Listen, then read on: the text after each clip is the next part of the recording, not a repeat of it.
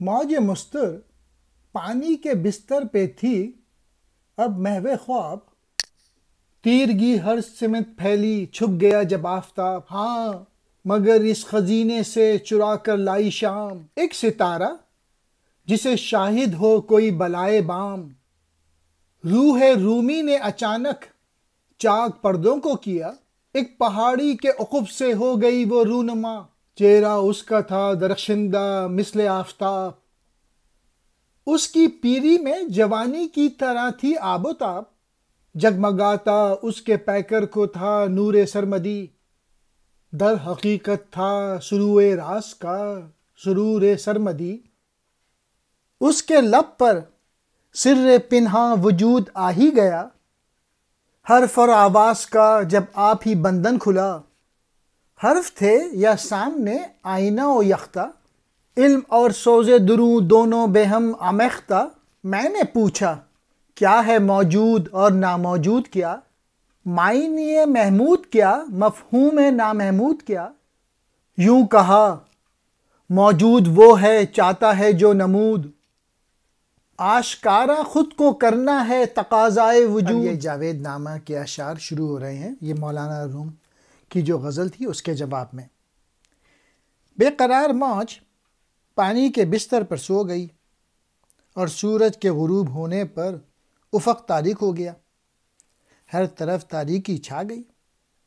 شام نے سورج کے سرمائے سے ایک ٹکڑا چرا لیا، یہ ٹکڑا ایک ستارہ تھا جو چھت پر کھڑے محبوب کی طرح جلوہ گر تھا۔ اب تیسرے شعر میں مولانا روم کی آمد ہے، ان کی روح کی۔ مولانا روم کی روح آسماں کا پردہ چاک کر کے ایک پہاڑی کے پیچھے سے نمودار ہوئی، ان کا چہرہ سورج کی مانند روشن تھا اور ان کا بڑھاپا عہد جوانی کی طرح آب و تاب رکھتا تھا، ان کا پیکر نور سرمدی سے منور تھا اور ان کے سراپا سر سے پاؤں تک سرمدی سرو تھا، ان کے ہونٹوں پر وجود کے خفیہ راز تھے، انہوں نے الفاظ اور آوازوں کی زنجیریں اپنے اوپر سے کھول رکھی تھیں، ان کے الفاظ یوں بیاں ہو رہے تھے جیسے سامنے آئینہ لٹک رہا ہو، ان کے علم میں ان کے باطن کا سوز ملا ہوا تھا، نہ الفاظ تھے نہ آواز مگر معنی سامنے نظر آ رہے تھے۔ میں نے مولانا روم سے پوچھا کہ موجود اور ناموجود کیا ہے اور محمود اور نامحمود کے معنی کیا ہیں؟ انہوں نے فرمایا کہ موجود وہ ہے جو اپنی نمود، ظہور یا ظاہر ہونا چاہتا ہے، اس لیے کہ اپنے آپ کو ظاہر کرنا وجود کا تقاضا ہے۔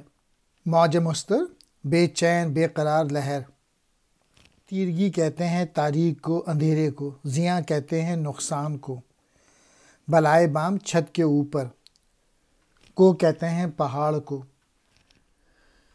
یوں کہا موجود وہ ہے جو چاہتا ہے جو نمود، آشکارا خود کو کرنا ہے تقاضائے وجود۔ مولانا روم نے فرمایا کہ موجود وہ ہے جو اپنی نمود یا اپنے ظہور یا ظاہر ہونے کا خواہش مند ہو، اس لیے کہ خود کو ظاہر کرنا وجود کا تقاضا ہے، اور یہی اقبال کی خودی ہے کہ اپنے آپ کو ظاہر کرو، اپنی صلاحیتوں کو بڑھاؤ، اپنا پوٹینشل بڑھاؤ، محنت کرو، اسٹرگل کرو، جستجو کرو، اپنے آپ کو ڈیولپ کرو۔ زندگی ہے خود کو کرنا خوے سے آراستہ، اور پھر آپ اپنی ہستی پر شہادت چاہنا، انجمن روز الست آراستہ خود کو تھی جب، اپنی ہستی پر خدا نے بھی شہادت کی طلب، کیا ہے تو زندہ ہے یا مردہ ہے یا ہے جان بلب، تین شاہد ہیں شہادت جن سے کرنا ہے طلب، شاہد اول تو بے شک ہے شعور اپنا تیرا، اپنی ہستی کو خود اپنے نور ہی سے دیکھنا، شاہد ثانی تیرا پھر ہے شعور دیگرے، یعنی خود کو دیکھنا ہے دوسرے کے نور سے، شاہد ثالث شعور ذات حق ہے اب تیرا، نور ذات حق سے اپنے آپ کو ہے دیکھنا، سامنے اس نور کے رہ جائے گر تو استوار، تو بھی حق کی طرح خود کو حیو قائم کر شمار، اپنے منصب پر پہنچنا بے سہارا ہے حیات، دیکھنا ذات خدا کو آشکارا ہے حیات۔ اب زندگی کیا ہے؟ زندگی اپنے آپ کو اپنی نظروں میں آراستہ کرنے کا نام ہے اور اپنے وجود پر گواہی کا طالب ہونا ہے۔ خدا تعالیٰ نے روز الست انجمن آراستہ کی یا سجائی اور اپنے وجود پر گواہی یعنی شہادت طلب کی۔ تو زندہ ہے یا مردہ ہے یا تو مرنے کے قریب ہے، اس کے لیے 3 گواہوں سے گواہی طلب کر۔ ان 3 گواہوں کا ذکر اگلے شعروں میں ہے۔ پہلا گواہ اپنے شعور ہے، یعنی اسے اپنے آپ کو اپنے نور سے دیکھنا ہے۔ دوسرا گواہ دوسروں کا شعور ہے، یعنی دوسروں کے نور سے اپنے آپ کو دیکھنا ہے۔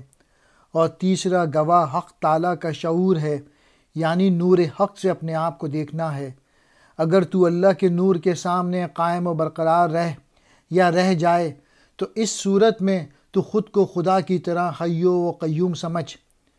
اپنے مقام پر پہنچنا ہی حقیقی زندگی ہے اور ذات حق کو بے پردہ دیکھنا ہی صحیح زندگی ہے۔ شاہد ثالث، تیسرا گواہ، حی و قیوم، ہمیشہ زندہ اور قائم رہنے والا۔ رسیدن کہتے ہیں پہنچنا۔ روز الست، الست کا دن۔ قرآن میں فرمایا تھا عالم ارواح میں جب اللہ تعالیٰ نے روح سے پوچھا کیا میں تمہارا رب پالنے والا نہیں ہوں، تو انہوں نے جواب دیا کہ ہاں، یعنی تو ہی ہمارا رب ہے۔ مطمئن کرتی نہیں ہے مرد مومن کو صفات مصطفیٰ، ہرگز نہیں راضی ہوئے الا بے ذات۔ کیا ہے معراج؟ آرزوئے لذت دیدار ہے، امتحان مقصود اپنا روبروئے یار ہے۔ شاہد عادل سے حاصل گر نہ ہو تصدیق اسے، زندگی ہم کو ہے جیسے رنگ و بو گل کے لیے، سامنے اس کے کوئی رہتا نہیں ہے استوار، اور جو رہ جائے وہ لاریب ہے کامل عیار۔ تو جو ذرہ ہے نگاہ رکھ اپنی آب و تاب پر، ہاتھ سے ہرگز نہ جائے رگ گرہ میں باندھ کر۔ ہے اس آب و تاب کو پیہم بڑھانا خوب تر، پیش خورشید جہاں تاب آزمانا خوب تر۔ اپنے اس فرسودہ پیکر کو بے طرز نو تراش، ہر زمان کرتا رہے اپنا امتحان موجود باش۔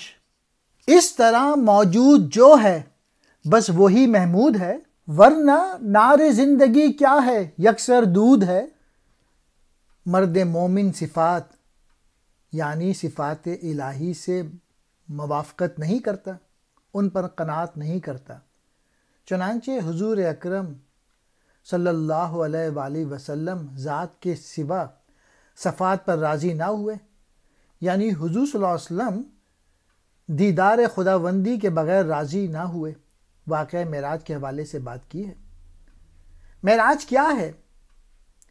کسی گواہ کی آرزو کہ اس کے روبرو اپنا امتحان کیا جائے، ایسا شاہد عادل کہ جس کی تصدیق کے بغیر ہماری زندگی ایسی ہے جیسے پھول کا رنگ اور خوشبو ہو۔ یہ رنگ و بو عارضی اور وقتی ہے، ناپائیدار ہے۔ اس گواہ کے سامنے حضور کوئی بھی استوار نہیں رہتا، اور اگر رہ جاتا ہے تو وہ معیار پر پورا اترنے والا ہے، یعنی وہ مرد مومن یا مرد کامل ہے۔ اگر تو ذرہ ہے تو اپنی چمک کو ہاتھ سے نہ دے، بلکہ اس چمک کو اپنی گرہ میں مضبوطی سے باندھ کے رکھ۔ اے ذرے، اپنی چمک کو بڑھاتے رہنا ایک اچھی بات ہے، اور خود کو سورج کے سامنے آزمانا اچھی بات ہے۔ تو اپنے فرسودہ پیکر کو نئے سرے سے تراش خراش کر اور اپنی آزمائش کر کے صاحب وجود بن جا۔ صرف ایسا موجود ہی محمود ہے اور بس، ورنہ زندگی کی آگ صرف دھواں ہے اور بس۔ یہ ہے اللہ تعالیٰ کے سامنے گویا تو ذرے کی مانند ہے، لیکن قدرت نے اس میں عشق کی چمک پیدا رکھی ہے۔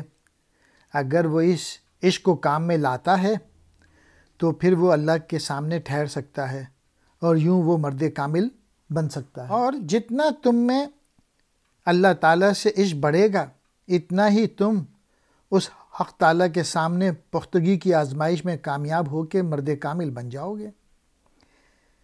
آخری شعر میں جس انسان نے مقام محمود خیر حاصل کر لیا وہ صحیح معنی میں موجود کے مقام پر ہے، اس کے علاوہ جو کوئی بھی ہے وہ نامحمود شر ہے۔